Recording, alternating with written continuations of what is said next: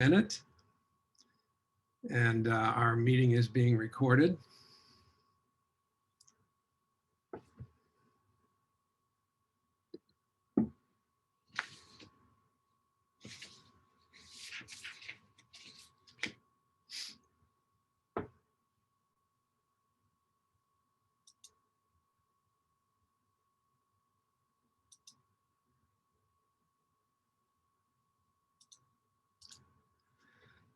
All right, I'm going to get us started. So, good morning and welcome to the ISI Fellows Seminar, which is, as you know, part of a wonderful new experiment that our Director of Alumni Relations, Hilary Molina, started, where we've had a whole week almost, or at least a Tuesday through today, of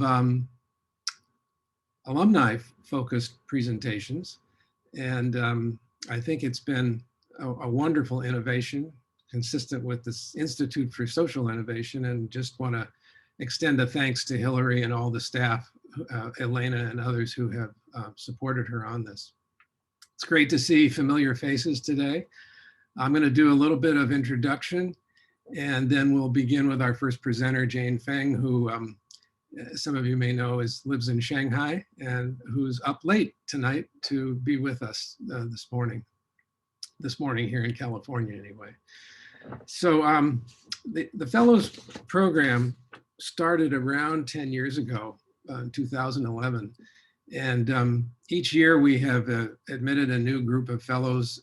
We've now had, I think, over 150 or 160 fellows over the 10 years that we've been doing this, who hopefully found value in partnering with Fielding in terms of their work, universities such as Fielding. 2013, we started the Fellows, we called it workshop originally, now we call it Fellows Seminar, where we gave a presentation, our fellows gave presentations during session weeks. And that has been very successful and very well received by the community. So this year we're doing it virtually, starting in July and now in January, and again next July, I believe, before we can maybe resume face-to-face meetings again. But the advantage of, and we've always had virtual broadcasts of our seminars so that people who couldn't attend session would participate. And I think this Alumni Conference Week really reinforces that. I want to say a few other things about ISI, but before I do, I just want to acknowledge that and ask if she'll say hello, that we have our president in the room. Katrina, would you be willing to say hello to the group?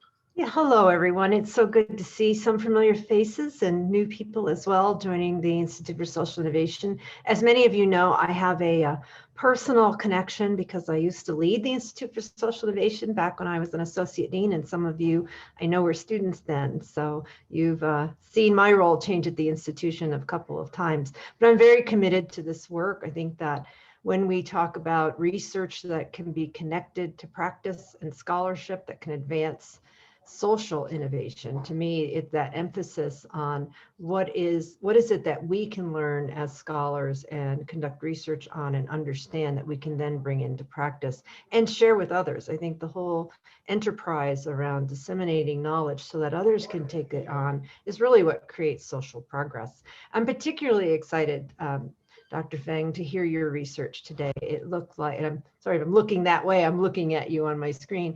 I think Charles has mentioned your work, and I'm very excited to be here to listen.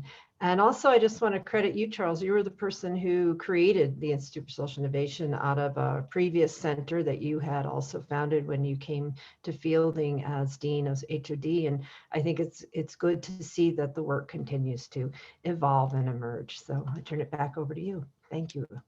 Thanks very much. Appreciate you showing up. You're welcome to stay as long as you can. I know you probably have a busy schedule, but we're happy to have you here. So yes, we founded ISI many years ago. ISI has served over the years to sponsor research for fielding. That's now handled through a different office, our Office of Sponsored Programs. But we feature the research of our alumni and the professional practice endeavors of our alumni. Both are very important to us. And you'll hear from both types of presentations today, both research and professional practice projects. Remind everyone that, and just while I'm on research, I see Tracy Long is on the call, one of our longstanding fellows. And Tracy used fielding in her ISI fellow role as a partner in applying for external grants. And we worked closely with her and Katie McGraw to put together those grant proposals. It turned out they weren't funded, but they were very well written. And again, that's the kind of thing that if you have a desire to pursue external funding for your work, as a fellow, fielding will be a partner for you on that. And in terms of professional practice, for those of you who do training and professional development work, we also have done some partnerships with alumni to offer continuing education units and a fielding certificate for the participants in your workshops. So if you're interested in either of those endeavors, please let me know and I'll try to help you along. I want to make mention of a project that two of our fellows are pursuing right now, Marie Sonnet and Teresa Southam. You may have gotten a notice from me about a book proposal that they are putting together for the Fielding University Press on leadership, rapid change, and social justice, the sort of combination of these three ideas, leadership, rapid change, and social justice, that they are arguing there's a gap in the literature around the combination of those three ideas. And so we have sent out to fellows, you should have all received it, a proposal form that they have. And we had a webinar last week to have people ask questions about it. If you still need more information about it, you can email me, c.mcclintock@fielding, or you can email Marie or Teresa. It's T. Southam or M. Sonnet at at email.fielding.edu, right? So encourage anybody, if you've got an idea, even if it's something you may have written about before, but you put a different slant on it for this particular project in which the combination of these three ideas is salient, that would be great. Okay, I think I've gone through my announcements and I think we're going to get started in just 1 second. One of our planned 4 presenters today, Laura McGuire, had a schedule conflict that came up at the last minute and was unable to join us. So we will have presentations today from Jane Feng, followed by Ann Ritter, followed by Kathleen Curran. Many of you know Jane. She's a leading OD professional practitioner. I was proud to serve on her doctoral committee. She did a very interesting dissertation, and in some ways her talk today is a development of that. Jane, I'm just going to turn it over to you now and say, move on, move forward. Okay, I just take it. Yep. Okay. Hello, everyone. This is Jane Feng. I'm sending greetings from the night Shanghai. All right. So today I'm going to share with you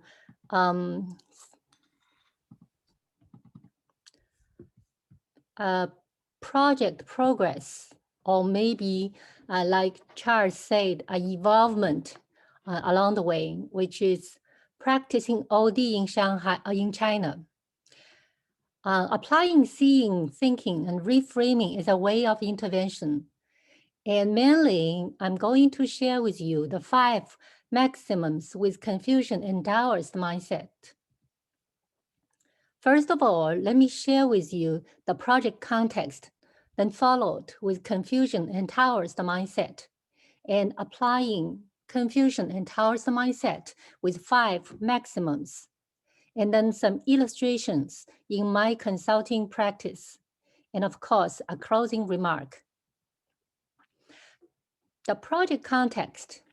My project is a 4-year consulting engagement with a Shanghai-based multinational company. The engagement was a series of change initiatives to revamp the client's HR systems. I have applied a mindset-centered consulting approach in my practice, but however, during the engagement process, I encountered a cross-cultural dilemma. Therefore, I started to explore new ways of applying seeing, thinking, reframing as a way of intervention. Now, let me say a few words about the approach I always used in my consulting approach, which is the mindset. Marshak said that mindset is constellation of conscious and unconscious beliefs and frameworks that shape how something is interpreted, leading to reactions and responses. The way I'm using in my consulting approach is to address the mindset. And I actually found the consultant needs to attend to both the client's mindset as well as his or her own mindset, and that are determined by the culture orientations. Now, here's my dilemma, the cross-culture dilemma. As a consultant, that me, for example, I have Western orientation because I received education in OD, in NTL and fielding, and then I did my internal OD work in US multinational corporations. And of course, I do have my Eastern orientation as a native Chinese practitioner. And the client that I'm working with is a German, the Shanghai-based German multinational corporation. And of course, they have Western orientation since they headquartered in Germany. And also they have Eastern orientation because all employees are Chinese, including the GM, because the GM was expatriates from the German headquarters after his PhD, complete PhD. All right, now you see the red and yellow and green. I mean, once I had my Western orientation, also work with the clients in their Western orientation, it worked well. Same is true if I worked in my Eastern orientation and in respondents with their Eastern orientation, it all works well. But question is, once I cross over like Western to Eastern and Eastern to Western, confusion and misunderstanding happened. That triggered my thinking and say, what's the secret behind why things happen in that way? And it's actually by returning to my cultural roots, I began to understand confusion and the Taoist mindset. Now, with Fielding's tradition, I started my work with literature review. I did for several months of classical Confucian and Taoist text review, that including Yi Jing, Dao De Jing, Zhong Yong, of course, at very preliminary level. But then I hope you can recognize the famous 2 sages, Confucius and Lao Tzu. And also I remembered that Bob Marshak did his work in early 1990s. That is represented by his 2 articles, Luing Meets Confucius, Tao, the Tao of Change. That was based on his several years of self-study of Confucian, and then including Yi Jing and the Chinese medicine and the Feng Shui, all kind of stuff. And then here is the conceptual framework that I want to describe the Confucian and Taoist mindset. The above the 2 images are the basic two components. I call it the roots of Chinese culture. And because of the roots of Chinese culture in Tai Chi and five agents, then come up with Confucian and Taoist worldview. And that created, or that led to the yin-yang harmony and Tao as the three core culture components. Now, let me explain one by one. And first of all, Tai Chi. From the image, you can tell that yin has yang in breast and yang has yin in breast, and those are kind of interrelated and interdependent, but interrelated. So Zhu Xi, who was the most influential Confucian philosopher of the Song dynasty, highly regarded as second next to the Confucius, said, yin and yang, there is yang in yin and yin in yang. And the extreme of yang generates yin and extreme of yin generates yang. So godlike, they are infinite. And the five agents in Tai Chi are actually very connected. And let me put it very simple way and say, the universe is made up of five agents, or sometimes in Chinese we call it 五行, or in English literature is also called five forces, represented as earth, metal, water, wood, and fire. Like Marshak said, there's the five agency image reflects cyclical change that is harmonious and in balance when it occurs in its natural, correct order. Marshak also described Confucian and Taoist worldview in this way.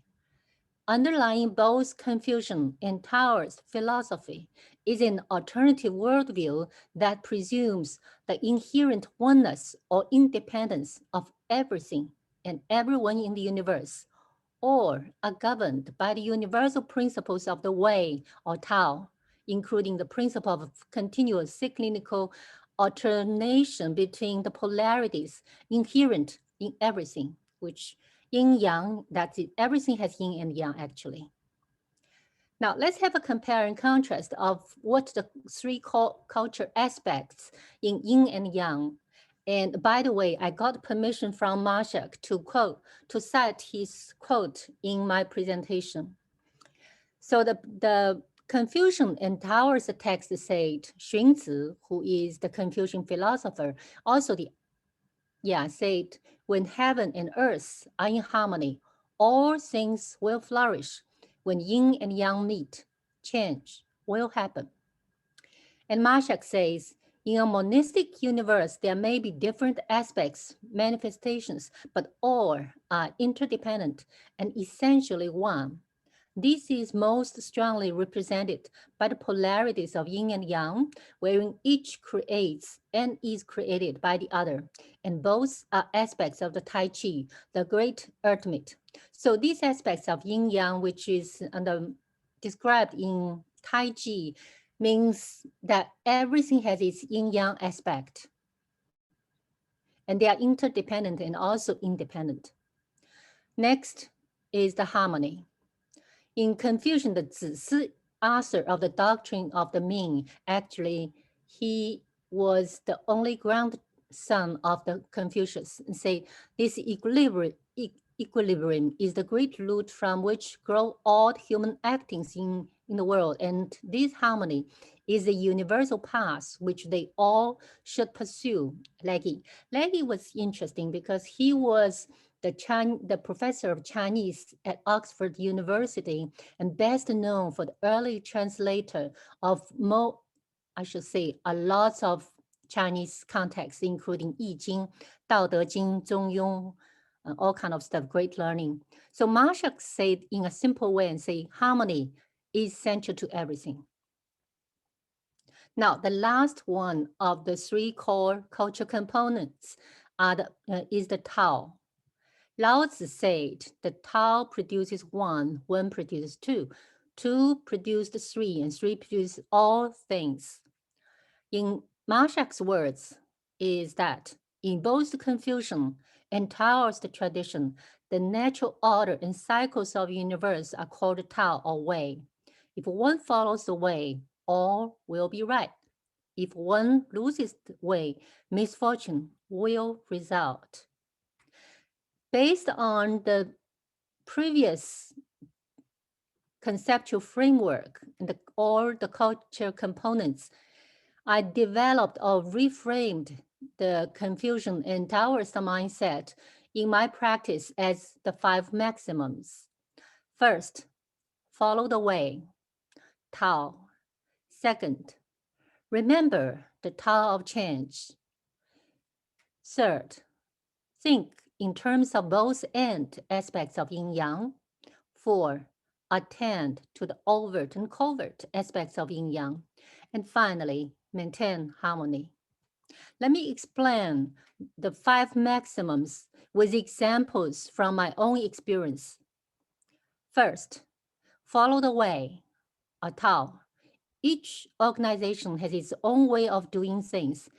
Any change intervention requires consultant to identify and follow the client system's way. Example, in an organization with a family culture, leveraging emotional connection might be a good change strategy. However, in a company with a hierarchical culture, adopting a top-down approach may work. Second, remember the Tao of change. Change is cyclical and processional and continuous, not episodic or linear. In an organization that values continuous improvement, changes are expected to happen in a processional manner. Example, when implementing change initiatives, remember the Tao of change, such as advancing change agenda with a phased approach that follows the way, and understand that each will inherently begin and build upon the success of the previous one. Next, think in terms of both and aspects of yin-yang, and all things including both yin and yang as interdependent and mutually defining aspects for any change intervention. They are always yin-yang aspects manifested with different perspectives. For example, when conducting an organizational diagnosis, although some issues may occur in the present, asking questions about past and future may help to provide a whole picture, since the present does not exist independent of the past and the future. Now, next, attend to the overt and covert aspects of yin-yang. Consulting in a multinational context inevitably requiring attending to both Western and Eastern dimensions. Now, often, the Western culture aspect is openly displayed, while the Chinese aspect stays unspoken and hidden. Example, pay attention with both Eastern and Western and Eastern eyes and ears to what is said and done, and also what is covertly not said or done helps me to develop a better sense of the situation. Next, harmony. Maintaining harmony is central to everything. In a Chinese cross-culture setting, keep in mind that avoiding conflict and giving face is particularly important. Example, that happens often that when I have different opinions from that of the client, finding a common ground always help me to create a harmonious working relationship versus public disagreement or even unspoken emotions. All right, let me give you illustration of how that works in my consulting work. The client, all the examples happened or you applied in one client. It is a Shanghai-based German client, and all Chinese employees, including GM, like I said, a returnee from headquarters. And the company offers leading product in software and hardware products. So you know that most of, actually 80% of the employees are engineers. All right, here's what I did. So follow the way and remember the Tao of change, since they are very correlated. So I put them together. And first of all, when I worked with the client, I tried very hard to understand the company culture. To me, that's the way. For example, there are 3 components in that company culture. One is engineer culture. They value being simple and logical. The corporate culture, because their value called open and fairness. So transparent and straightforward is very important to them. And Chinese culture, and always no black and white sometimes, and be flexible. And use that change approach need to be in sync with the way. Since that company values continuous improvement, so for the series of change initiatives during the 4 years, I put in the phased approach, each building upon the success of the previous one. In that way, in the change actually by the 4th year, I should say all of the HR programs, major HR programs are revamped, and the department managers and GM, the HR are all happy, so that's good. Now, next 3, again, I put them together since also they are pretty close. First of all, the client has both Western and Eastern aspects, yin yang. And for me, I learned in a hard way through several occasions, because when I worked as an internal person, I always worked in a US company, very direct and very straightforward. And working with them, I learned to adopt more Chinese way by showing respect to the company culture and giving face all kind of stuff. So German culture is overt and Chinese culture is covert.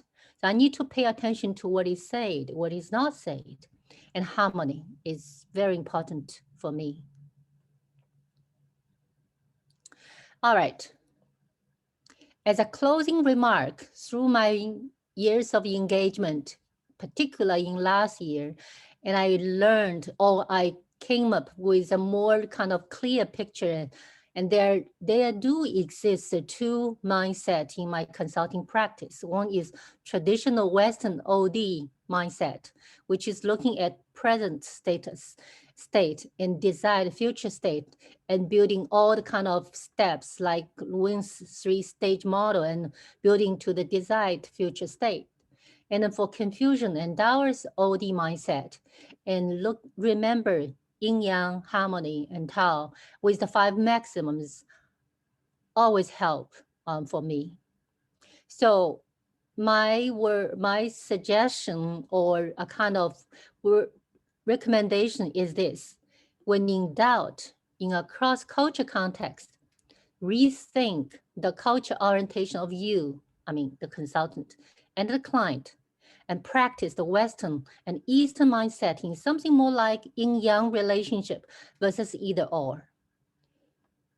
That said, I do have reference attached here, and including a lot about the Asian, the Chinese classics, and some leggy stuff, and also all the related Marshak's work here, and of course, including his covert process at workbook, and then Zushi's stuff. All right, questions? Jane, thank you very much. As always, a provocative, thought-provoking presentation. I certainly have questions, but I would rather open it up to those who are attending for their questions. So let's hear from the group. Just unmute yourself and ask. Okay. Yeah, hi, this is Drew in Chicago. Jane, thanks very much for your presentation. Very interesting. When conflict would first arrive, perhaps surprising you, how did it seem to show up? Hi, Joe. So your question is when conflict comes up. When you first noticed it at the beginning of the engagement, I'm used to doing things one way, and it appears a different way would be better. What did resistance look like? And was it a Western style of resistance or more Eastern style resistance? Good question. I think at the very beginning, I mean, at least for the first 2 years of engagement, I'm more kind of Western style because they treat me as my firm also a Western consulting firm. So they treat me as a Western pretty much, and I treat them as Western too. And then I find stuck in several occasions because then I wonder and say, what happened? Because I did have a good, I mean, pretty constructive working relationships with them. And I looking at their face, I can sense, you know, that I always say, well, sensing, right? Gestalt always say sensing. You say something wrong. Then I say something, what's wrong? So I have to think through. And then in the next meeting, then I realize, oh gosh, okay, I'm too Western because I'm too, all right, let me see that way. I used to work for Intel and the Intel talk about constructive confrontation. So I did that way too and say, well, that's not the way it should be. And then the GM look at me and no, pissed off is too strong, but definitely not happy. And then I have to apologize immediately because client is client, right? And then I said, because he asked, no, let me record a moment. He asked me to do something which is, I didn't think makes sense at that time. But he was in the meeting with the HR manager. And if I say didn't make sense, that didn't give him face. So I quickly, that's the moment. I mean, that's the kind of awakening moment. I said, oh, okay, let me say, let me try your way. And how about I come back maybe 2 weeks? Is that okay? And he said, okay. Then after 2 weeks, I came up with his logic, kind of show him the result of using his logic. And then he said, oh, okay, that didn't work, you know? So that's a kind of incident. And that moment triggered me to think the Eastern mindset, Jude, that's a question you asked. And then I cautious, the first trigger was unconsciously. And then later on, I began to consciously apply and step back using more kind of Chinese way. It worked. It really worked. Also, we still have different opinions, but it's more kind of, he will say, oh, okay, maybe tell me what's in your mind. Otherwise, he will say, oh, Jen, you're not customer-oriented, you know? he could be very, I mean, the GM could be very Western too. All right, thank you, Drew. Thank you, Jen. Other questions, comments? I do have a question. It is not exactly related to the project you've talked about, but to the overall concepts. I have a long corporate career and a middle degree in marketing, Master of Science in Marketing. And I know that most change in companies and what makes it to the marketplace is continuous change and very, very process oriented, makes perfect sense based on what you've described. But occasionally, and I think people are in love with this idea right now when they talk about disruption, but there is occasionally a true dynamic change that comes out of product development. Where in this Eastern view is there room for dynamic change to occur? That's a good question. And first of all, I agree with you that in corporation, I mean, in my experience, I work in corporate for 15 years. In that way, people always, or at least the corporate always push for change initiatives in a more kind of continuous, but more kind of where we are now, where we want to go, more kind of Western approach. But in the moment, in some big change moment, and sometimes when the corporate or the local leadership ignore the Chinese employees' emotional part, some covered part, crisis or disaster will happen, then I have to make up using the family as a leverage to intervene. I did that case. Yeah, it's a big change. Merge acquisition, the merge acquisition is always emotional part involved. Right. So yeah, that would be my simple answer. I don't know if I responded to your answer. So I mean, it's not either or. I should say it's a both see. and. Yeah. Okay. So that's where dynamic change can enter in. Correct. Both Yeah. and. Both Okay. and. Yeah. Thank That's you. a very simple answer. Yes. Thank you. Thank you. It's a maxim. Yeah. Other comments? I just have a comment, Jane. I don't know if this is really a question, but Sure. Mm. I'm a both and person in my life, and I embrace that. But right now, the world doesn't seem very both and. It seems very either or. I'm certainly talking at a political level, whether we're talking about what's going on in China and Hong Kong, or whether we're talking about American politics or European politics. So my comment is, I don't know how to get people who are locked into a either or frame of mind, and they're on one side and not on the other, into a both and. I think I grasp how you're proposing to do that within an organization, and an organization that's hired you to help them change. But if they aren't interested in changing, or if they've got conflict that is tearing them apart and sending them to bankruptcy or whatever, I just don't know what to do. I mean, in politics, you vote. Hopefully, if you have a democracy, you vote, and that resolves one side or the other, but it still doesn't bring both and together. No, yeah. Yeah, well, Charles, I really like your comments. I don't have an answer. I think you are not looking for answer either.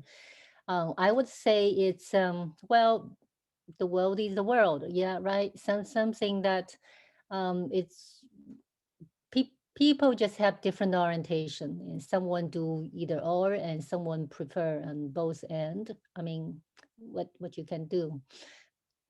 Yeah. Okay, got it. I assume Marshak's been successful with his approach. I mean, that it has followers amongst the OD world.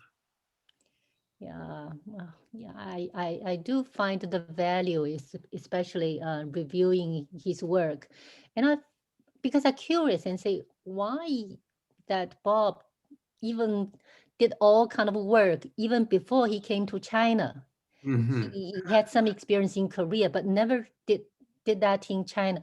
Say, how can you get it? He said, well, I just read for more than 3 years and read all the books available in English. I mean, he cannot read Chinese for sure, but Yeah, that's yeah, it's interesting. Yeah. It's just interesting. Yeah. If I may add something, Charles. Sure. Please, Drew. Yes. On your point of someone stuck in a position and looking at it from a marketing perspective, let's say for a moment, there's an interesting book called Decision by Chip and Dan Heath. And I think they have a good reputation for being thorough in their survey of literature and also very practical in what they're proposing. And the question came up, so you've got someone who leads a company who's stuck on needs to be done this way. And there's a high degree of risk involved, and because it's a senior person and the rest of the team doesn't want to cause him to lose face, so they go along with it, and then tragedy occurs. And what the technique involved in the intervention does is it encourages the group to sit together and answer one question. And the question is, I think I remember it well enough to paraphrase anyway. What would, for this to happen, here's what would have to be true. Or in order for that to occur, the following would have to be true. And then they go through a list of all the things that would have to go right. And they can get a better sense of the likelihood of it being yes, and all these things can go right, or maybe we want to rethink what it is that the boss has held on so tightly to. Yeah. Thank you. Thank you for that reference. What are the authors again? Heath, Heath, two brothers, Okay. Chip and Dan. Chip and Dan Heath. Well, thank you, Drew. Appreciate that. Sounds like a comedy duo. Yeah. Can I give one small final comment to Jane's presentation? Because Jane, this reminds me of an appointment we had together in Shanghai. And the company, if you remember, you came out of the meeting with me saying they'll never hire you. And, and as we were waiting in the lobby and leaving, there was that poster on the wall about employee responsibilities. Usually, Yeah, I now record. remember, so usually, in offices, there is the poster of corporate values, what Yeah. one should be doing. But this was employee responsibilities. And I found it so fascinating because it's kind of the in-between stage. It's almost what you're describing as you can't have present without past and future. So how are we going to shift smoothly to a place where we want people to feel more, my interest, belonging, but also responsible, without saying, here's what you should value. That's sort of extreme. Or here's what you must do. I always remember that middle place. It seems like a yin yang to me. Would Oh, you okay. That's Thank great. you. That's great, Kathleen. Well, Jane, on behalf of the audience, we thank you and applaud you for that. And we also know that it's the middle of the night, so we wish you sweet dreams. And thank you again for participating. Oh, I will be joining you. Okay, I'm excited. Oh, great. Well, you're going to pull an all-nighter. I'll listen to others. Terrific. Well, we're going to move on now to Ann Ritter. And Ann, while I'm introducing you, you might want to get your screen share going. Ann is a principal of Alpha Row Leadership Consulting, where her primary focus is on cultural competency and diversity, equity, and inclusion. She's also a Kundalini yoga teacher, and that's what she's going to talk to us about today, sort of continuing our international theme around, in this case, around Kundalini yoga, and her very interesting endeavor called Yoga for Youth. So Ann, it's yours.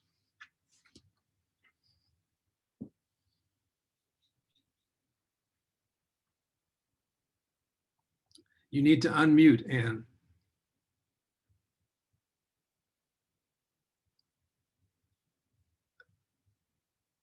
And you're still muted. I don't know if you can unmute yourself or if the host.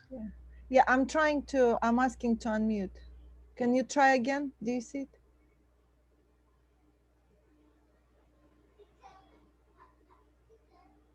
Nothing? We had you unmuted earlier. Yeah, my screen froze. I apologize. I was trying to get to full screen, and instead I froze my screen. Do you need a minute? Let's see. Elena, do you have her presentation? I don't, but Anne can send it to me and I can share it.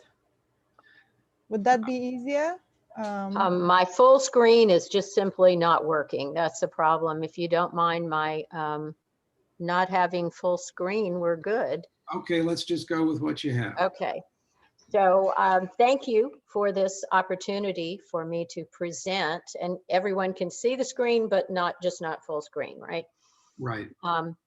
And so my presentation for the purpose of today was titled Yoga for Youth, the Next 25 Years.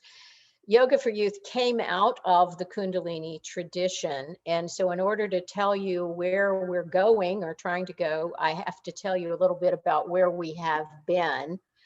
So the background of Yoga for Youth, it was founded in Los Angeles by Krishnakar Khalsa, and she's going to be on the next slide. I'll switch back and forth. Here's a picture of Krishna. She's the lady with the beautiful blue shawl on the right. And believe it or not, she is going to celebrate her 82nd birthday this year. And that is a fairly recent picture.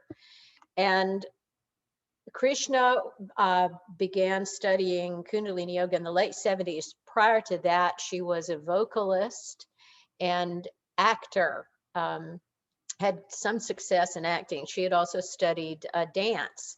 Her father was a jazz musician who moved the whole family to LA very early in Krishna's life.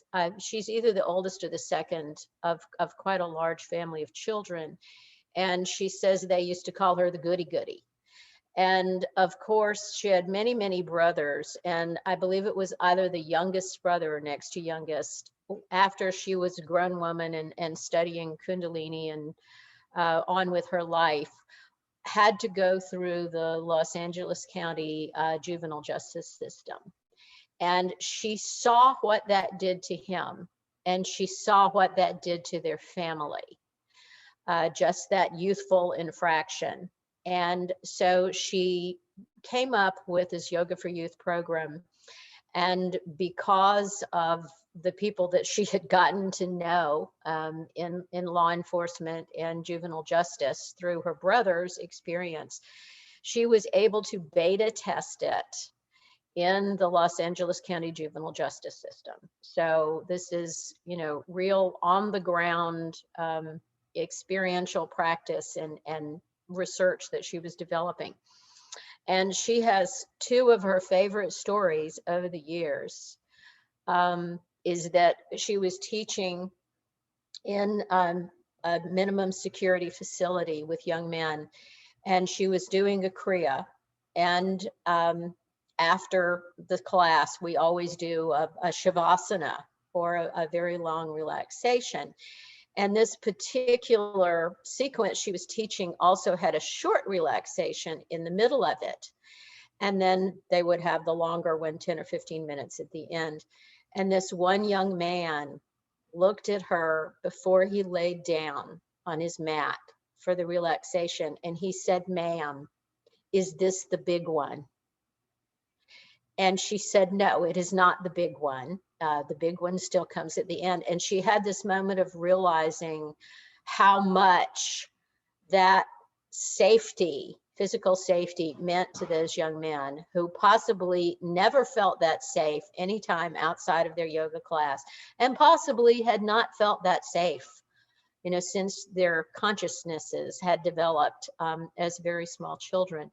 So that was very telling for her. The other thing that was telling was the kind of tension that they carried in their bodies. And so she really developed some of her protocols from watching these young men who were very muscular and worked out in the gym in between times, and how to kind of free up a lot of that tension and use it. And she came back one week after a course, and one of the young men ran up to her and he said, "I didn't hit him. I didn't hit him."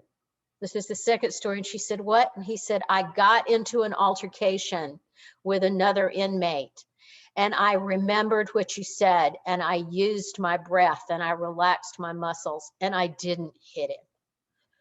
So those are two of her favorite stories of the success of, you know, changing your mindset and your consciousness, and really getting this embodied and starting to shift your brain from practicing yoga and having this kind of safe space.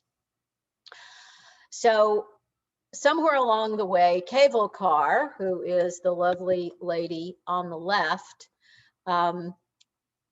became involved in Kundalini yoga and started taking the teacher training programs to become a trainer herself.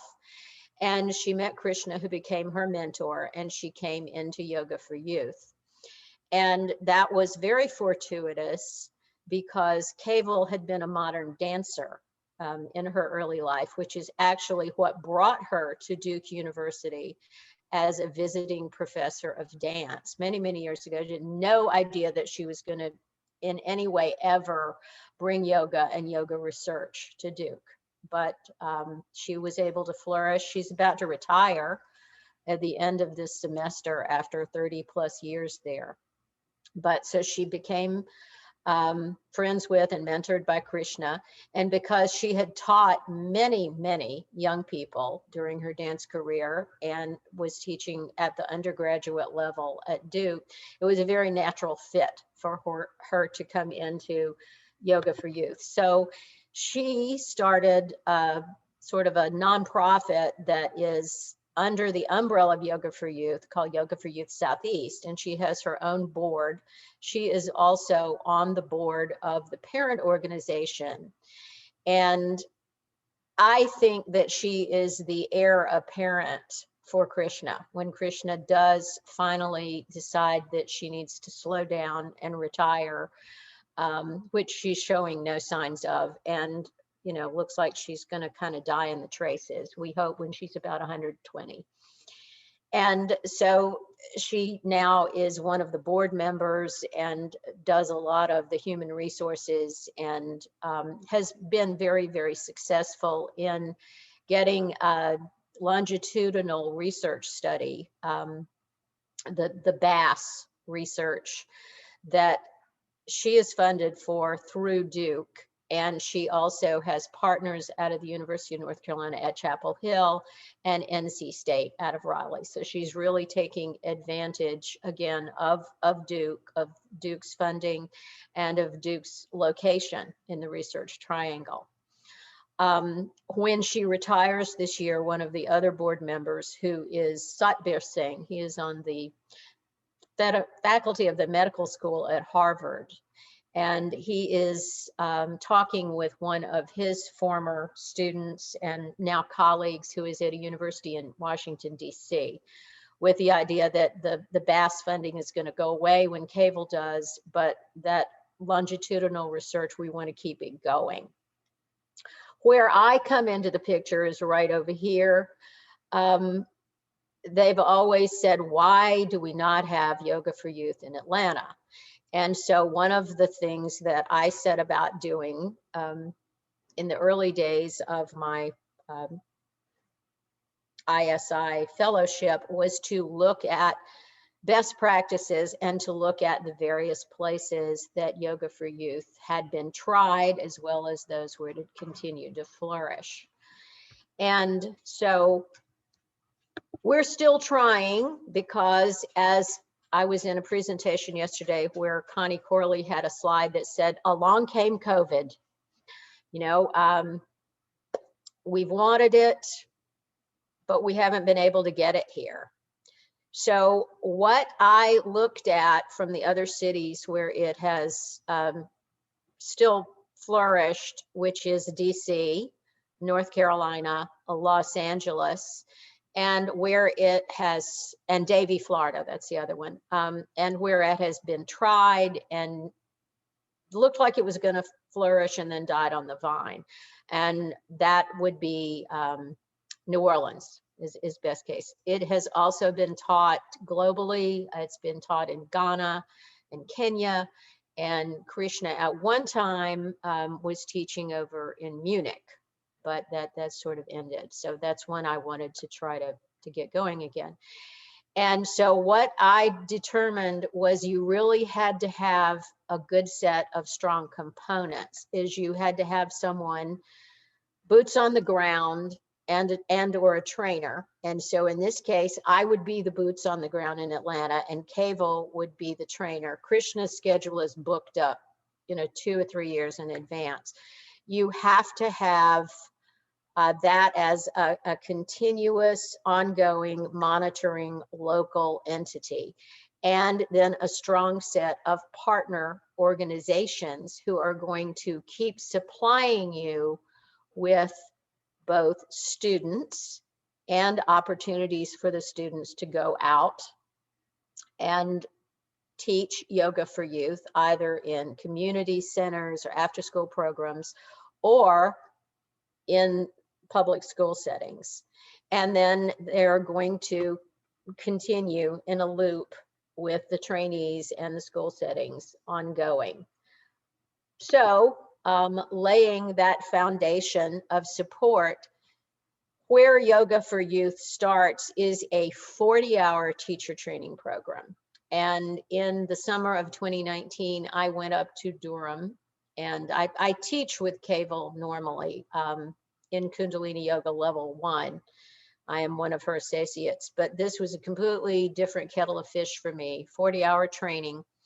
And if you have any kind of 200-hour yoga certification, you can become an employee, a trainee of Yoga for Youth, and you can be one of the people that goes in and teaches. But you don't have to have that 200-hour certification to take this 40-hour teacher training. And so I was in it with a dozen other people. It was quite a mix of yoga teachers from all over the United States, and locally, a lot of public school teachers. And that's where I was most impressed, because many of them from kindergarten on through middle school wanted something that could help them calm their students, whatever kind of environment they might have been living in at home, so that they could draw them out of it and draw them into a more focused mindset when they got to school, when they got on to middle school, could really help them focus in the face of raging hormones and anger and what other trauma issues they might be facing. So something that they can use as tools every day. And there is one school in Durham that Kavel has been very successful in getting the teachers to come through and rotate every year. But again, that means the support of the entire Durham public school system and the principal. And so I won't say that it has not been challenging, you know, because every time something changes, either at the district and administrative level or a new principal comes in, she really has to, you know, go back and re-educate on the value of this. But this one school has been very critical to her being able to do the longitudinal study over time. She did not have a really smooth entry point, and that's an important thing for later. She had to go in, you know, with whatever teachers signed up, whether they were kindergarten or lower elementary or upper elementary or middle school. And so it has not been as smooth a study as she would have liked. So we've got the training, the opportunities for the trainees to go in, you know, if they're public school teachers, they can immediately start using it. Otherwise, you know, you've got to have a partnership that will help you get into various institutions. And so I looked at, you know, how I was going to do that in Atlanta. So Kavel is there present in North Carolina. Davie, Florida, you've got a very strong studio owner. LA, you've got Krishna Kar.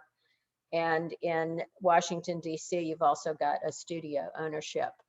I don't have that in Atlanta.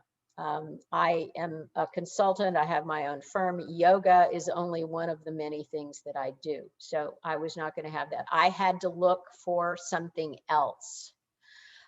So I looked to where I had affinity and ongoing relationships, and where ironically Kavel did too, because one of her favorite students of all time is here in Atlanta, and she's had a very small dance company of her own, and she is currently the chair of the Friends of Dance at Emory board I've also served on, and she has taught at Moving in the Spirit Dance Company. So I've known a lot of the faculty at Emory's dance program. I'm on the board of Beacon Dance. So these were the partnerships that I thought I could leverage. And Emory may be another partner for research in the future, but using the students who are studying dance at Emory and showing them that they can get a 200-hour yoga certification and use this as part of their own career growth over the years. That was an important educational point that we're trying to make. There's kind of a joke that when dancers grow older and they can't dance anymore and their knees give out, they either become yoga or Pilates teachers, one or the other. You know, it's just sort of a natural migration from one embodied modality to another. Beacon Dance that I'm on the board of is in an economically challenged location in Atlanta, and we are trying to do more community building, and they have a wonderful large space. So the training, when it does happen in Atlanta, is going to happen at Beacon Dance. And with both students and faculty from the dance program, as well as Moving in the Spirit. And Moving in the Spirit is kind of a unique organization. It was started about 30 years ago by its founding directors as a way to provide an after-school alternative that was somatically based for children and youth considered at risk. So it's a very natural fit with Yoga for Youth. And my daughter went through Moving in the Spirit, and they sort of teach you how to be present and professional from day one. And you get bonus points for showing up, for being on time, for not talking. And you can use those points to shop in the Moving in the Spirit store, for example, for Christmas gifts for your family. So they treat the students as professional dancers from the very beginning. And some of those young dancers have gone on to be professionals. They've gone on to be dance therapists. And so again, this is a sort of a natural fit with thinking about how am I going to spend my life in somatic education.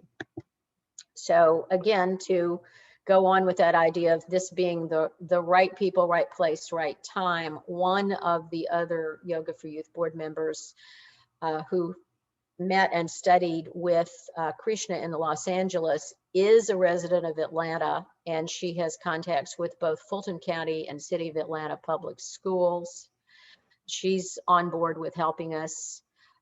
We've got Cavel's relationship with her former student and her instructional knowledge out of a really, high profile academic institution, and Emory's interest in interdisciplinary research. And so I think they would also be very, very happy to collaborate with someone of Cavel's caliber, and whoever ends up being the person in DC. That's going to be just fine. I believe it's Georgetown, but I don't want to say that and it not be accurate. Beacon Dance Studio. We've gotten a commitment for scholarships that will be offered to the local young residents that live around in the neighborhoods near Beacon. And those are coming from one of the board members in North Carolina, as opposed to the master board out in Los Angeles. So to kind of wrap that up, so you've got the training, the potential for placement, and then the word of mouth potential for growth with Cavel's track record and the partnerships that we've got in Atlanta, and the hope of research long-term with Emory. And I am hoping that this will make up for the fact that I don't have a studio, and I'm not going to always be here trying to monitor everything. The other part of my fellowship was looking at possible long-term global opportunities for Yoga for Youth. And again, this has been even more blown out of the water by COVID than trying to get the training and the sessions in Atlanta. I had connected Kavel with the Institute for Global Integral Competence, which is founded by someone who had a Coordinated Management of Meaning Institute fellowship a few years ago, and that I met through that organization. And for those of you newer to Fielding, that was founded by a now deceased professor at Fielding, very beloved professor, Barnett Pierce, and his wife, Kim. And Kim continues to carry the banner of the Institute. And so I hope Bart's still on the call. He has been a CMM fellow, just as have I. And we have all become very involved with the IFJIC in Europe. It is now being carried forward by Cosimo Matoba, who was a CMM fellow. And so I was able to get Kavel invited to that with the understanding that she and I were going to go and co-present on Yoga for Youth. I had planned to stay in Germany last spring and start to get meetings together with potential partners throughout Germany and the UK and the Netherlands. And that didn't happen. So, you know, and it's not going to happen this year either, because the conference is going to happen and Kavel is again on board as a presenter, but it's 3 days on Zoom. So this has been pushed out again, at least another year. But in the meantime, I went back to Kim Pierce at the Coordinated Management of Meaning Institute and asked her about other possible opportunities for combining or collaborative presentation. And now I'm looking at what COVID has done to us in terms of collective trauma and the ways that we're going to have to look at changing education in the future and continuing to deliver a lot online, as well as what it's done to global economies. And this is where I dip back into my MBA life. And I said that it was kind of like presenting the concept of dessert. And I see that Dunkin' Donuts and Baskin Robbins have partnered together, two completely different companies, under a shared roof for the idea of delivering dessert. You go for dessert. Doesn't matter if you want coffee and a donut or coffee and ice cream. You can please more people that way. And it makes sense where real estate is expensive. So it made sense to me. I was sitting at the Learning Exchange for Coordinated Management of Meaning to think about how we could deliver more tools to help teachers keep their students engaged and embodied and actively learning, as well as helping them with their social and emotional development at an early age and making them more empathetic. And so that's what Cosmo Kids, which is Kim Pierce's piece of Coordinated Management of Meaning, is.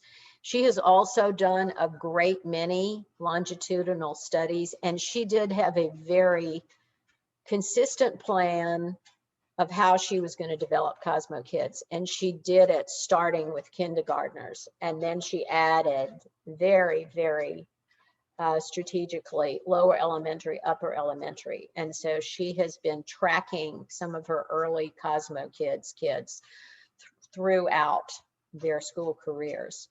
So I thought this could have value for both of us. So we are right now just in the exploratory stages of that, but Kim has already connected me with a retired psychology professor from the University of Bedfordshire. And he has research teams on the ground in Afghanistan, Iran, and Tajikistan. And he wants to take Cosmo Kids into Afghanistan first.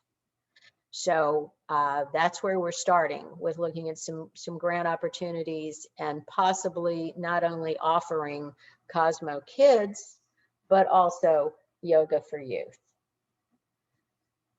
And that pretty much sums it up. So again, You have the same dynamics, potential for placement in schools and community centers. You have encouraging the training for fine arts students and artists. All of those audiences are part of IFJIC. And hopefully the word of mouth will grow as we continue to participate in IFJIC and the global social witnessing offshoot that has come out of that, and hopefully some collaborative research and implementation. And I wish, that COVID hadn't happened and I had, a lot more to say, well, we've got this and this and this done, but I don't. So stay tuned. Thank you very much, Anne. Thank you. Hopefully the environment will change over the coming months, and you can begin to pursue some of these ideas. But the depth of your commitment is quite clear from your presentation. Let me just open it up to open the floor to anyone who might have a question or a comment for you. Is Bart still on? Bart, do you have anything to add? I am, yeah. Anne, thanks for weaving together some very nice insights into the IFJIC, or the Institute for Global Integral Competence project, and the ways that the structuring, I guess, of global social witnessing has both an embodied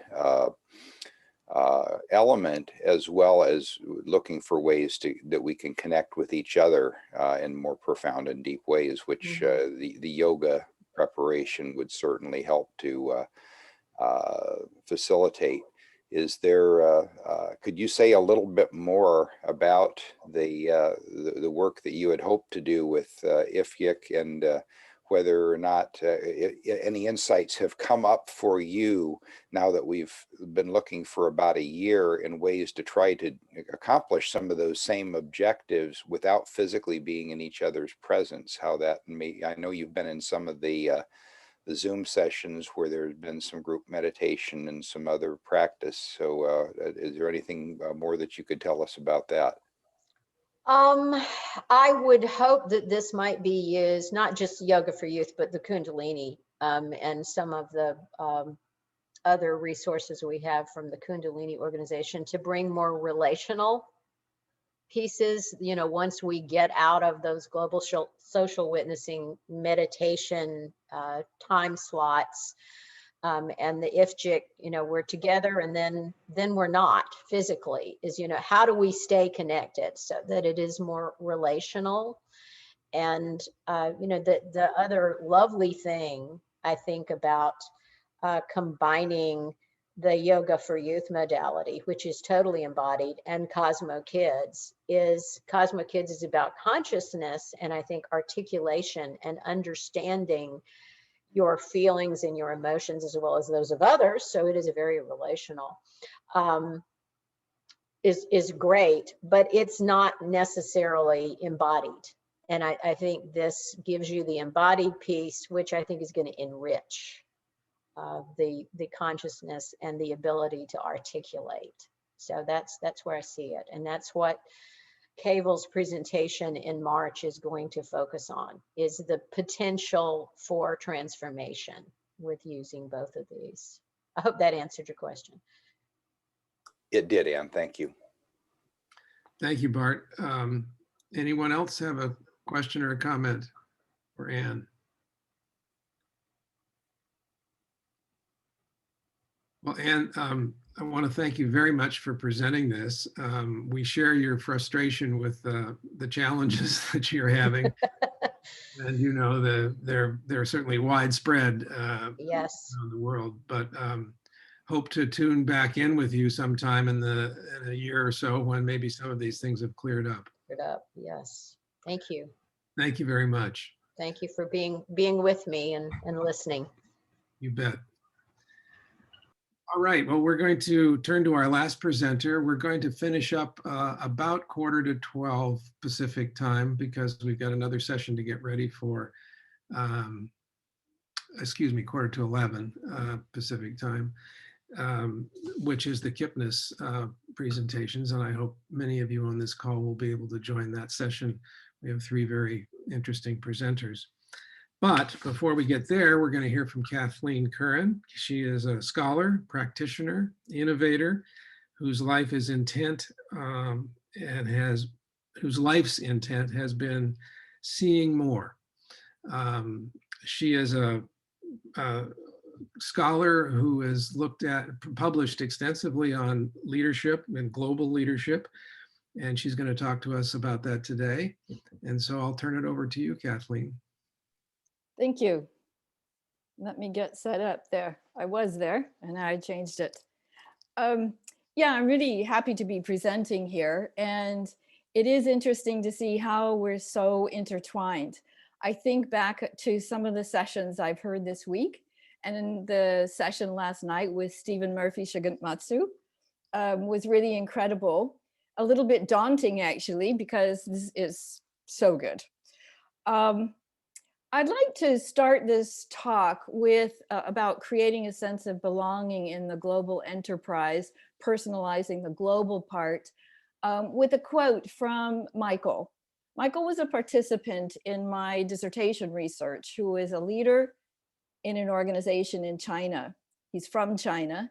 And this was his response to a question that I had asked him about his experience in navigating his career path in his employing organization, which is a non-Asian global enterprise with heritage and headquarters outside of Asia.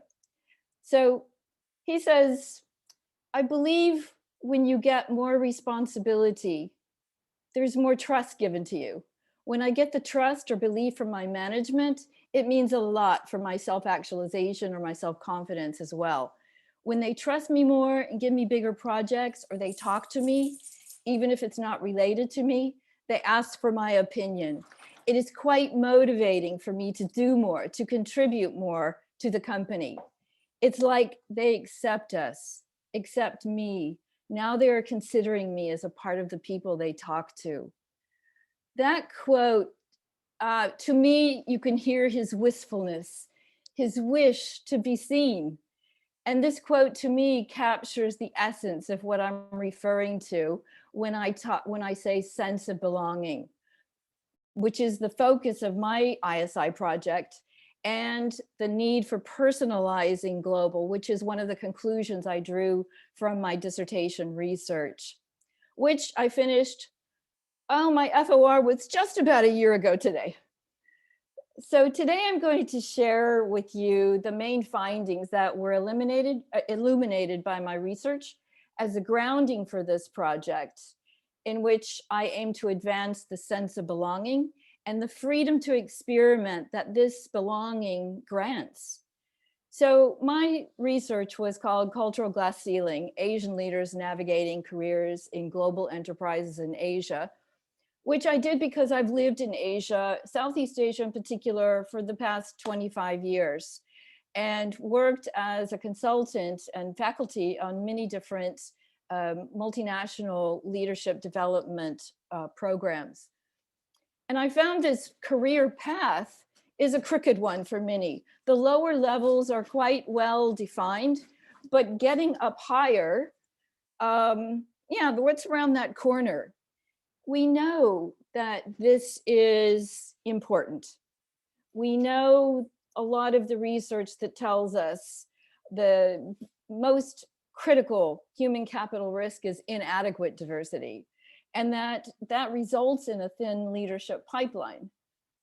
As well as Malahi and Collins cites that leveraging diverse talent from locations in which global enterprises operate is a really underused source of competitive advantage. So when I talk about cultural glass ceiling, it's really like any glass ceiling, a set of impediments or potential barriers that are imposed on career advancement opportunities. And in this case, I was looking at, was there potentially culturally influenced differences in the attitudinal and behavioral expectations?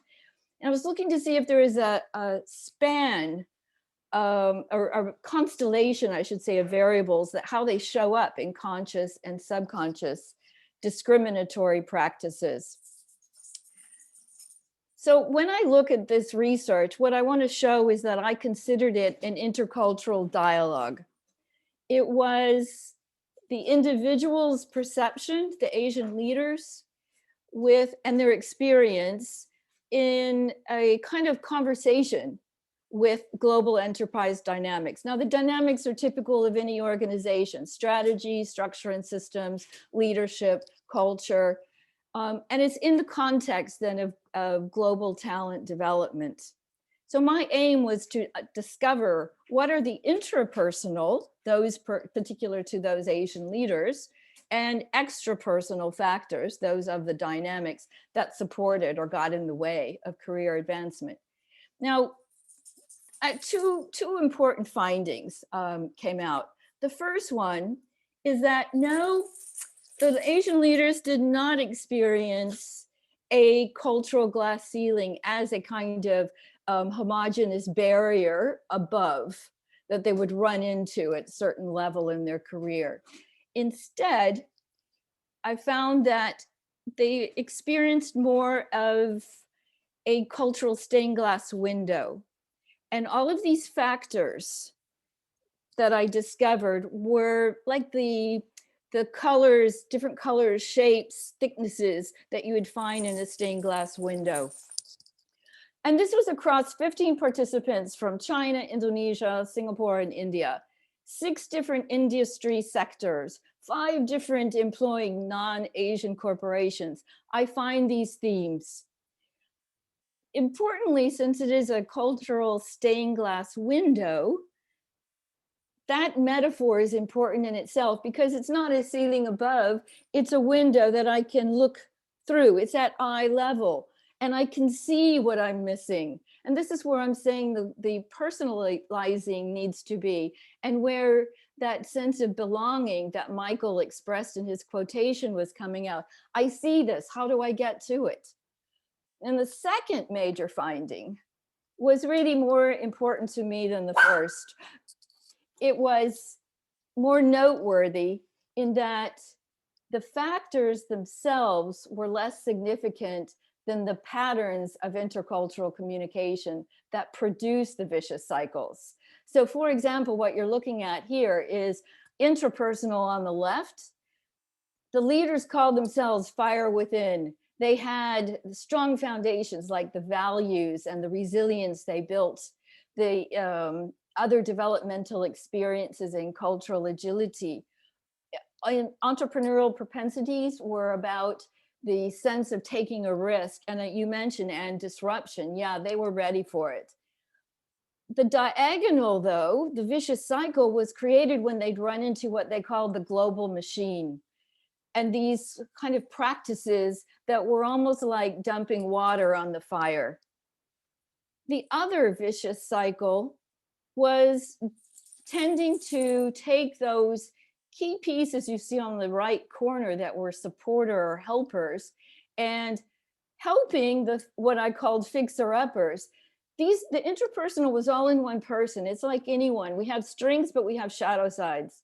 And they would say, well, let us help you, because when we offer these factors, these programs, we help you become like us. So there's a certain amount of hegemony found in that cycle. And let me just explain by showing some vicious cycles. One that came up often was cultural distance. And I will explain this in the voices of the leaders. In our companies, no Asian at leadership and headquarters. So when they pass down these decisions, they're very ineffective. They roll out things globally and it has a really negative impact here. So we try to explain, we try to tell what the local perspective is and push back. And all of the conversations become then kind of defensive, definitely damage to the trust, kind of sound like, prove it to me. Therefore, no, not on board. The Asians are not aligned with us, the headquarters says. Therefore, quote, when a position is open, all kinds of names come up, but we know it's not one of us. And therefore, there's no Asian in leadership at headquarters. Another element is global mobility, which is generally a developmental tool. We see individuals from other regions coming to Asia for that development, that experience, that broadening of perspectives, that new people to work with and learn from. But we don't see many coming out of Asia or being sent to other locations. Why not? And the leaders would say, but we have a small portfolio here, relatively speaking. We get limited experience, limited visibility. In fact, where's the managers or the sponsors of the network? My boss doesn't really care about what I want to be or where I want to go. He's just kind of in a retirement mode. Or another that says, well, if your boss is influential enough to chart a certain path for you, fine. Therefore, who shall we select for the opportunity? One with experience, of course, but we can't see anyone in Asia. Therefore, according to leaders, we stay permanently under the radar. You can just hear the yearning in those quotes. And one other is navigating the maze. Every company says we want diversity at all levels of leadership. But the leaders would say, but I can only find out what competencies or experiences are important by reading people's LinkedIn profiles. It's pretty clear that the junior path is explicit, just like on those stairs I showed. But for senior level, you need to network. Where's the network? With whom? Where's the manager support? So you see the cycle. It's important you have continuous sponsor or someone looking after you, especially in a big company. Or there are some managers who are quite protective because local talent is like gold dust and the manager doesn't want to let you go if you're good. So there are structures, rules imported from headquarters. Therefore, if looking for qualified candidates for senior promotions, no. And they'd say, see him up there? He's my ceiling. So what I found in this research was that the biases and blockages are really lurking in obvious places. I started looking from the individual point of view in like a social constructivist point of view with the individual's perspectives, but really ended up in social constructionist in looking at how these cycles created blockages and biases and typical areas, metrics, those benchmarking or selection criteria, management and leadership, easy to see there, and learning and development.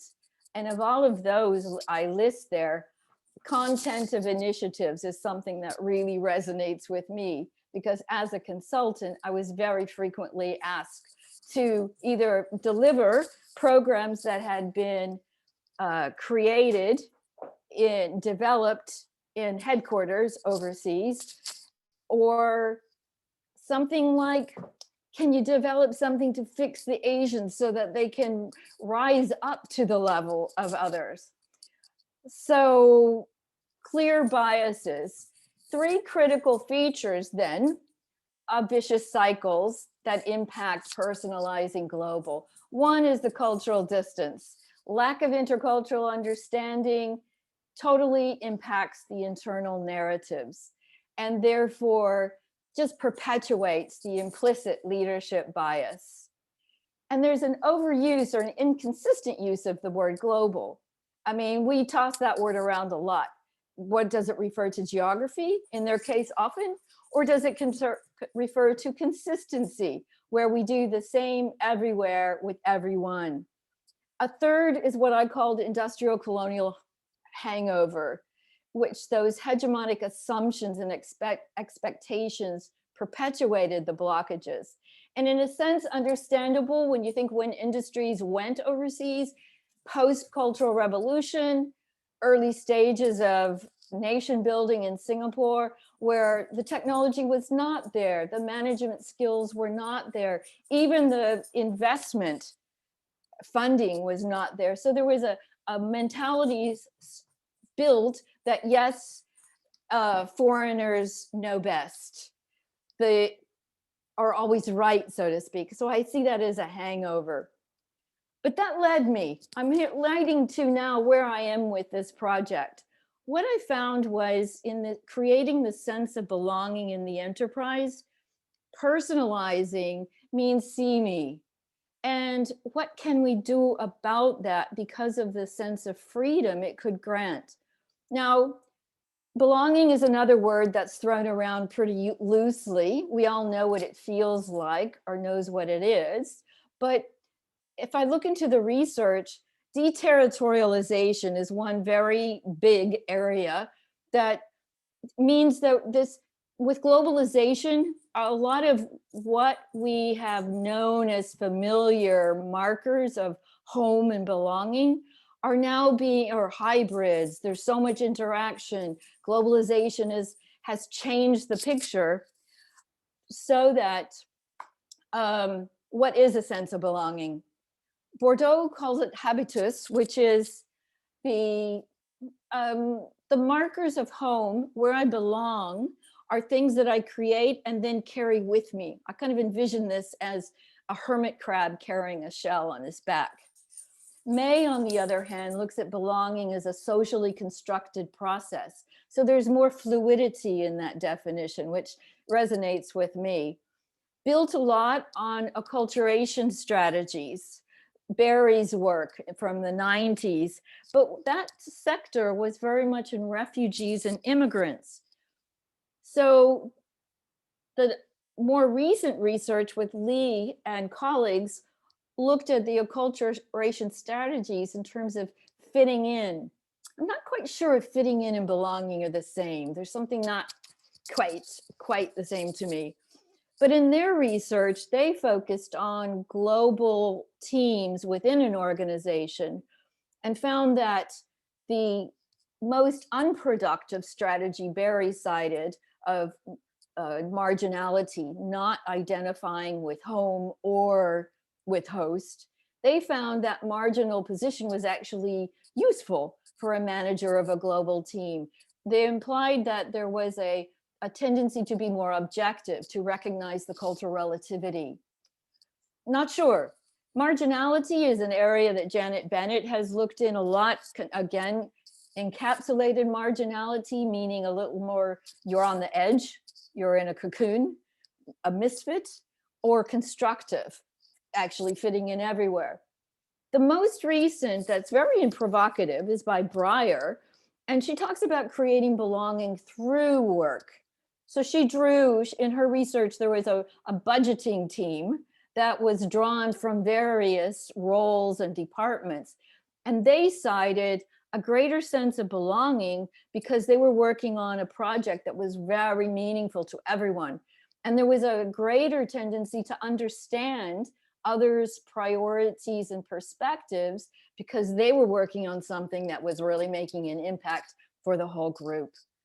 So it's the last one is about a frame shift. And I think I like this idea, going from a competitive and closed community, sort of in-group, out-group, to interconnectivity and interdependency in the ecosystem. And ecosystem is an important word to me because ecos comes from the Greek root meaning home. And when you think about gluing together with shared responsibility and experience, it almost reminds me of Jane's presentation about that interconnectivity of everything. So as Anne said, COVID got in the way of my research as well. And while I had intended to do the research within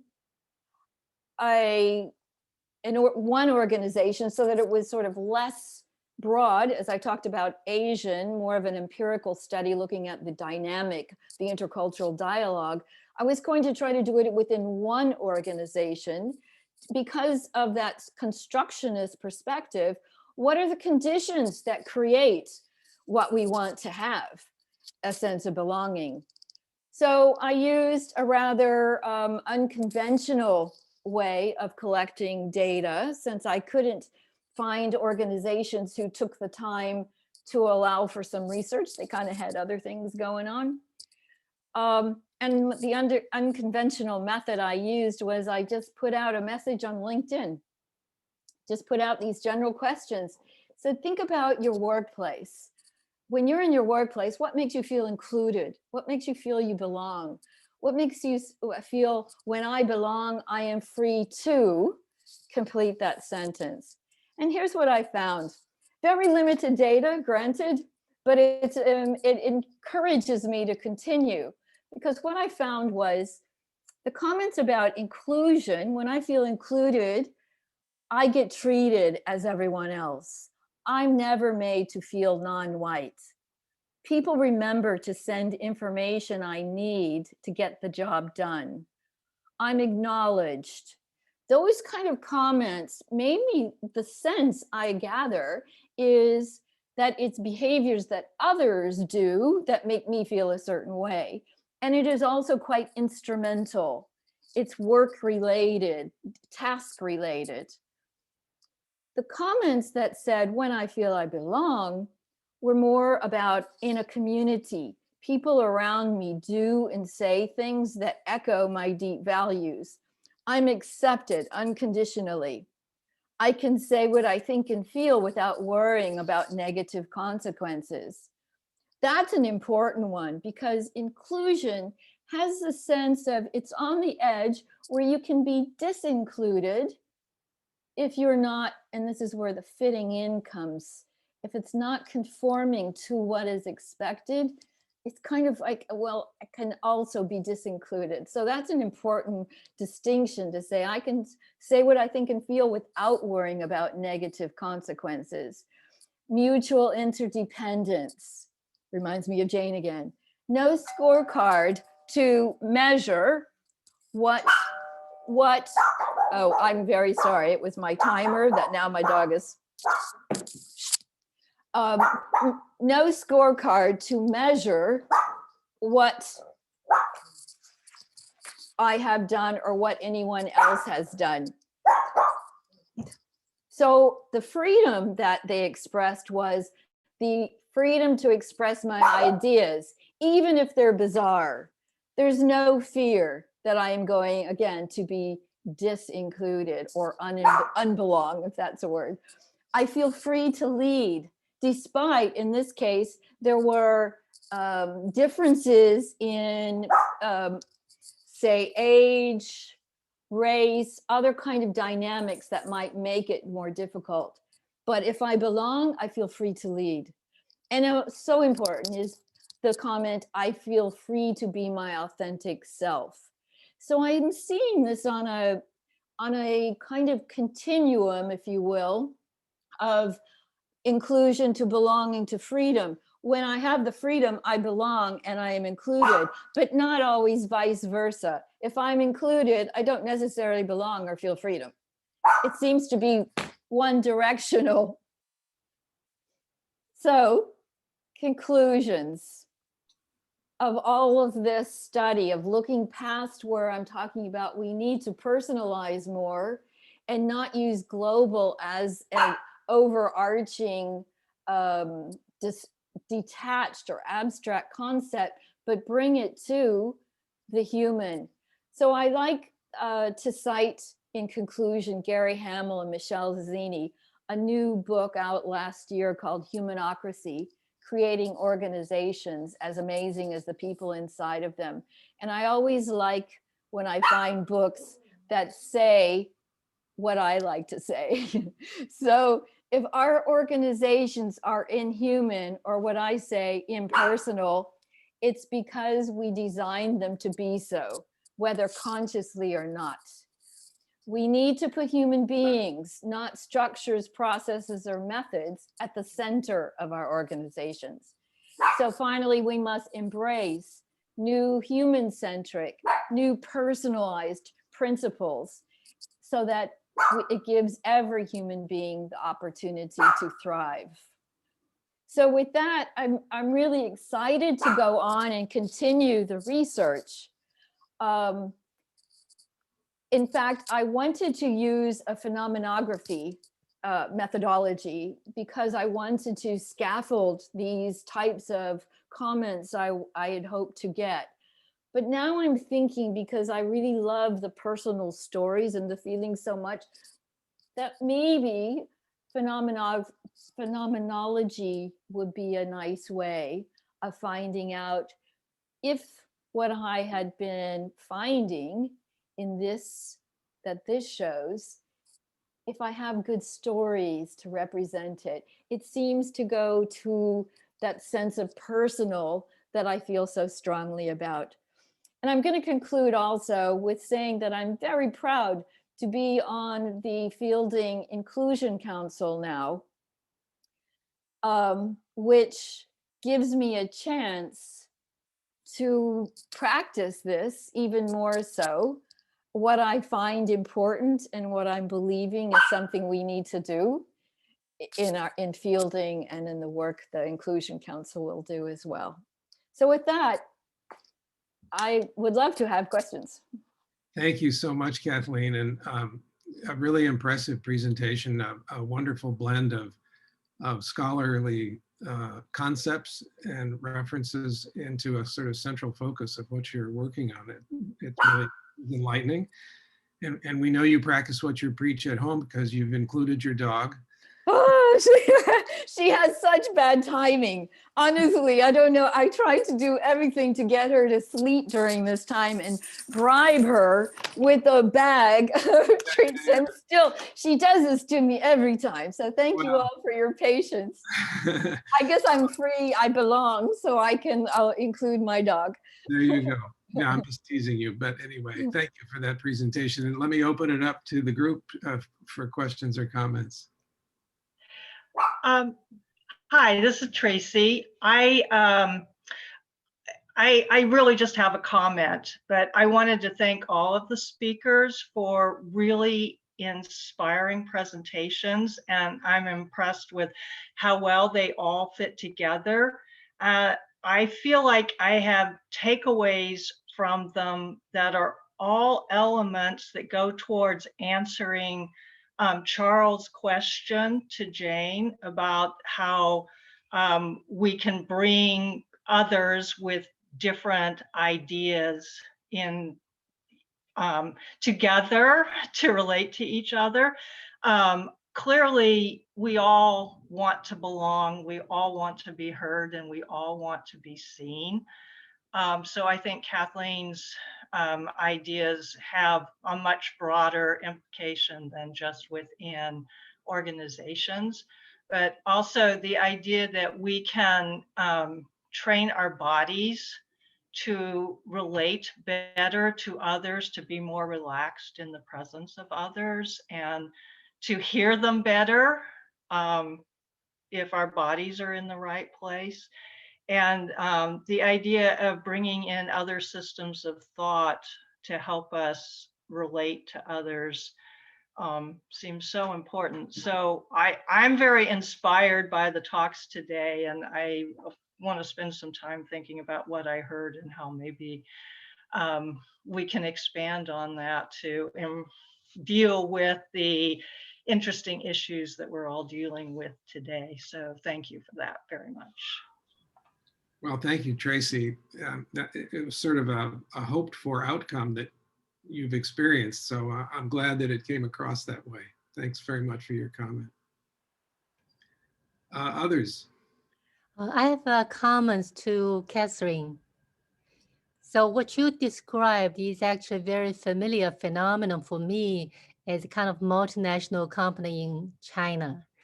And I think you highlight something more interesting, talk about personalizing, you're using different framing. And also you talk about the way you talk about is from different perspectives. So I think it's a provoking presentation. Thank you. Thank you, Jane. I also find the vicious cycles so important to look at instead of just factors. And if we think about Eastern, Western, I find, oh, yes, of course, maybe I am influenced a lot myself, because the organizations I've worked with do love factors and want a checklist. Like, okay, now we've got this program, now we've got that. But it's not the factor, it's the relationship, it's the patterns of communication, and Bateson calls it human patterns of communication. That's where the interest is. That's where we can break the cycle, or we can just go in circles. In fact, all of those vicious cycles I showed all have exit strategies. So everyone encountered those. They tried to navigate it and went around and around, but after a time, move on. So if we're thinking about retention, development and retention, even in last year, in the 6 months, I guess from when I collected the data and then presented it last year, finished the research, 20% of those same people had already quit and moved on. Oh, well. They told me this because they sent me their new address for me to send the dissertation to them. They want a copy. And why? Because, oh, I'm in this new organization where I really feel I belong. It kind of feels like family. I can talk, you know, and so I really feel strongly that there's something to vicious cycles and virtuous circles. Mhm. So, Thank you all. We have time for one more question. yeah, I had one other comment quickly. You said it was Barry that talked about the advantage of, you know, you are never going to be where you were from, and you aren't part of this one either, that sort of middle place. That is the essence of what I brought out of my dissertation to my work. And that, I think, is critical to what we try to teach people through yoga, is how that is a very, very definite and extremely strong place. So I want to read Barry some more. Thank you. Yes, I have some references at the end, but Barry did some of the original work on acculturation strategies. Yeah, I call that a liminal space, permanent liminal space. So. We could go on and on about this, so I won't, because I know we have a time constraint here. Yeah, well, Thank you. Thank you, Kathleen, on behalf of the group. That was a fascinating presentation, and obviously something you've been at for a long time and will probably continue to be at for a long time. Well, I want to thank all of you for attending today. I did have a kind of concept of integration amongst these three presentations in mind, so I'm glad that that came across in some ways. And want to remind you that I think all the speakers have had an opportunity to upload their presentations to the conference website. So if any of you want a copy of their PowerPoints, you can get them there with the details. Another reminder, again, as I mentioned at the beginning of the session, Marie Sonnet and Teresa Southam have a proposed book project for the Fielding University Press on leadership, rapid change, and social justice. And if you have, we've sent out to the fellows, and you can share it with others if you want, their proposals for that. So I hope you will feel encouraged to send in a proposal to them. And also that at the top of the hour, we are starting another session around Kipnis Fellows. And these are projects, funded projects through an endowment from one of our generous alumna, Diane Kipnis, who has, oh good, I'm glad to see you there, Marie, who has endowed an award for research that embodies innovative ideas. And we're going to hear from, we've had 3 awardees so far over the past 3 years, and each of them will present a summary of their projects. Marie, did you want to say anything about your book? Oh, thank you, Charles. Just to add that you should all have, through Charles's email, gotten information about our call for proposals for a chapter in the book with the theme that Charles mentioned. If you didn't receive it, we just want to make sure that we have your correct address, your email address. So, but you should find that information and contact me or Teresa Southam for any questions. Our due date for our request for proposals is February 15th. Thank you, Charles. Yeah, thanks, Marie, and thanks to you and Teresa for your leadership on this. Well, I'm going to wrap us up, and again, thank everyone. I hope in the coming year we're pulling out of the restrictions and frustrations we've lived with. I hope the yin and yang will come together worldwide. And thank you all very much. Take care.